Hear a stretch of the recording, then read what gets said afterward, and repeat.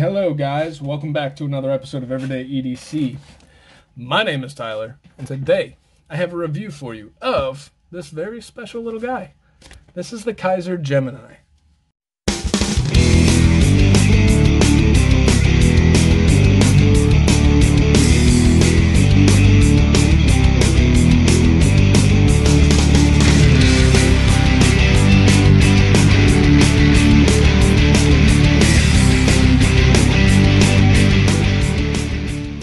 So guys, this is the Kizer Gemini, and before you're wondering, this anno was done by me.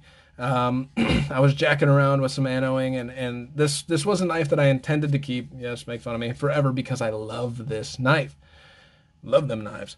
And so it had the perfect titanium scales that were clean, no milling, that I could jack around on, polish up, anno, and kind of go through that stuff. As you can see, this side was anode, and it was anode differently. It was just me playing around. So before you go any further into this review, just know this is me. This knife has been traded to Johnny along with my Elementum button lock for another knife that you guys will see on the channel. The reason I traded this is because after I thought I was going to keep it, I started getting these really, really cool wheeze and everything in, and I noticed it was sitting in my box for a while. So I was maybe thinking about giving this away, and when I tried to make up the price difference in what I was trading for him, this one actually fit the bill pretty damn well. And I asked, I was like, you interested in this? And he's like, hell yeah, you know, he showed. So anyways, we'll get that out of the way. But let's get into the review. So first and foremost, we have some T6, I believe, screws. These might be T8. Oh shit, these look like T8. Yeah, these are T8 screws. All right, so this thing has T8s all around except for the pocket clip, which are T6. The coolest thing about the Kizer Gemini in titanium is that these scales are contoured. And they're contoured so well, it feels so good. That's what made me want to keep it. Ray Laconico designed this knife. And those of you that have held a Ray Laconico knife, you know that it's kind of, Ray Laconico's a big deal. I mean, this is awesome. So here is your titanium backspacer, contoured titanium again. We have a frame lock with an over travel stop right here. A standard titanium pocket clip, not a big deal. And that's really it about the scales. It's a straightforward, no frills, like, but the contouring feels so good, guys. It's you have a flipper tab that's a little bit too big, but you know, it's okay. It's a little too big, not a big deal. This is on bearings, and it has pretty darn good action. This is where Ray Laconico shines, and most of his knives are the exact same because it works. This is a drop point blade with a full flat grind, S35 VN. Freaking fantastic.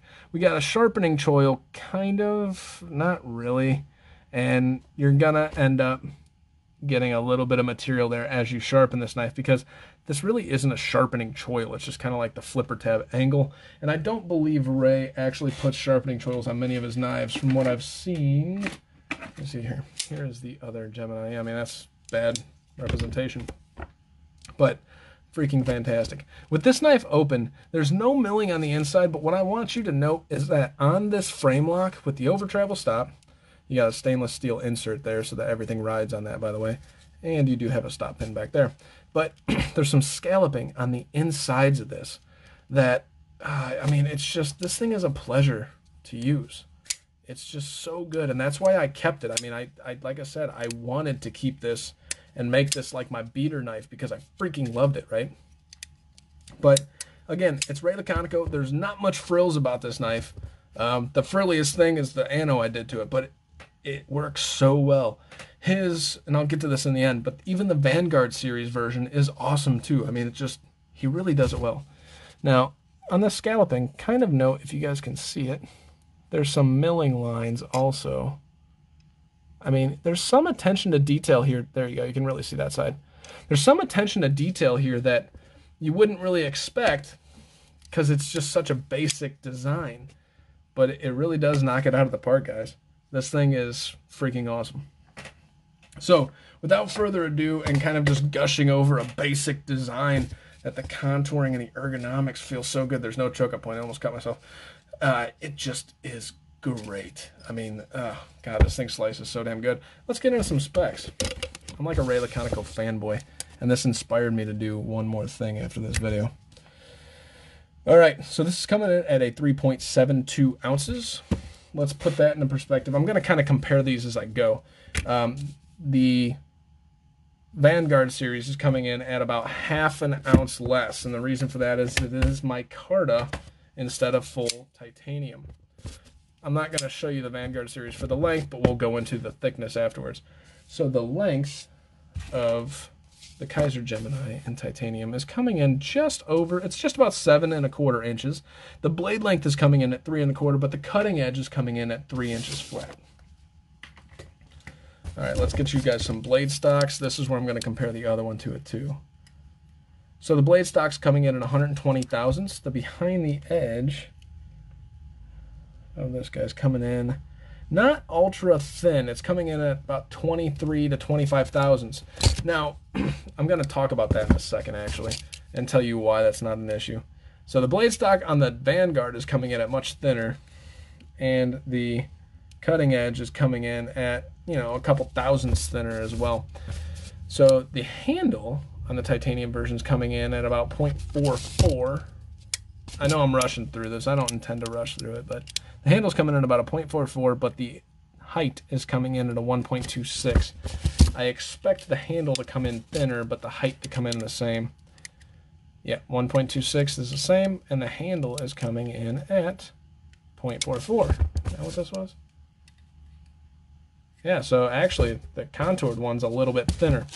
That's the only difference between these two. Beyond that, and $100, because this is $100 more, and you're getting S35VN versus, what is this, Bowler N690? Yep, this is N690. I mean, that's the only difference. This is a lino lock, frame lock, $100 difference, titanium, Bowler N690, S35VN. This one has a very cool sound. It's very clicky and fidgety, but this one, I mean, it's more of a thudded sound because you're getting solid titanium. That's the only difference between these two. If you were ever wondering on which one to get, both fantastic knives. All right, let's get you guys some size references. So this guy and your mini feldspar are going to come in pretty close, but your large feldspar is going to dwarf the two.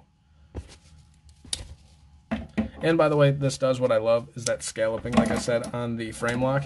Freaking love that over jimping. I just think it's so much classier.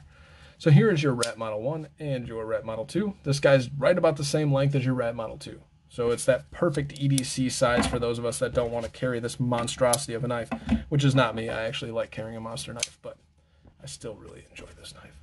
Here is your Civivi Elementum, slightly shorter. And your Civivi Elementum fixed blade. That's not going to get old, guys. I'm sorry. That entertains the living shit out of me. Your fixed blade's coming in at much longer, but your Elementum's coming in at slightly shorter. And then last but not least, we have your Spyderco Sage 5, which is just about the same length. The Sage 5 and the Kizer Gemini I can see competing. And then you have your PM2. Now your PM2 is going to come in at much longer than the two. I wish I had time to do the comparison of those two. That would be a kind of a cool battle, but not really. I mean, they're really, really different. So what are my likes? First and foremost, before I start my likes, I wrote these notes like 3 months ago, and I'm not going off of my notes, so if I miss something, just let me know. I mean, I'm not trying to, again, rush through this. It's just I'm on a roll doing these reviews, and as you start doing more and more, you find yourself flowing a lot better. So I really like the pivot. I think the pivot's cool. It has a cool design. It should have been blue, but I took a polisher to it on accident when I was trying to polish this thing, and I was kind of stupid about it. Should have taken the scale off in the first place. Did not originally take the scale off, hence the multicolored screws. But I love the contoured scales. They feel so good in hand. I can't tell you guys how awesome this knife feels. Yes, is it the most ergonomic? No, but just that smooth titanium just feels so nice. So freaking nice. The action is okay, but I'm sure I can clean it up and make it better. I love secondary, the full flat grind of this blade. It doesn't have to be super narrow behind the edge if you have that full flat grind. So as you're slicing, the only time that super slicey is going to come in is if you're trying to pop hairs, right? But that full flat grind for functional use when you're pushing this blade through material and stuff, it's gonna be a gem to use. Not to steal a coined phrase, that wasn't intentional, but it's just gonna be so good. The design, I really love the simple design. I think that it has easy shapes, nice and rounded. I'm going to say it again, similar to the Shaman, where it has this nice gentle arc, some contoured scales, and just a full flat grind blade that we love. Maybe that's why I like this one so much. Dislikes. What do I have? None.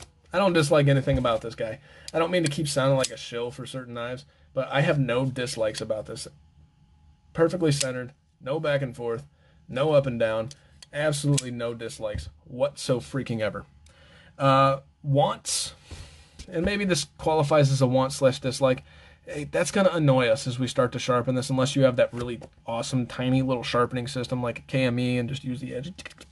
You know, it's going to be hard to get this edge without developing what I have on this one, where you kind of have a little bit of build-up blade there on the plunge, or not plunge grind. But anyways, that's going to be annoying. I wish there was a better sharpening choil there, or a sharpening choil at all. As you've seen, I wanted to choke up on this, and I think this knife would work really well to choke up with, so I would want some sort of choil or something there. But then you're taking away a lot of the blade length on already a short knife. So dislikes, really, it's just add a sharpening choil, right? Price coming in at $170. Is this thing worth it? Yes. This thing is definitely worth $170. This is awesome. It's a typical titanium flipper. But Ray Laconico designed it, and I love Ray Laconico's designs. They're fantastic. That is all I got for you guys today. This is the Kizer Gemini. But my name is Tyler. This has been Everyday EDC. You guys stay sharp, stay safe. Have a great freaking day. Thanks for watching. Hey guys, thank you so much for watching. This is my Patreon. This is my Instagram, everydayedc_77. We'll do a special shout out to all the Patreons: John K, Sammy, Eggs and Ham, Jason M, Dogtooth, Kaiba, Mickey, Wolf, and Captain Steve. Thank you guys so much for watching. Have a great freaking day.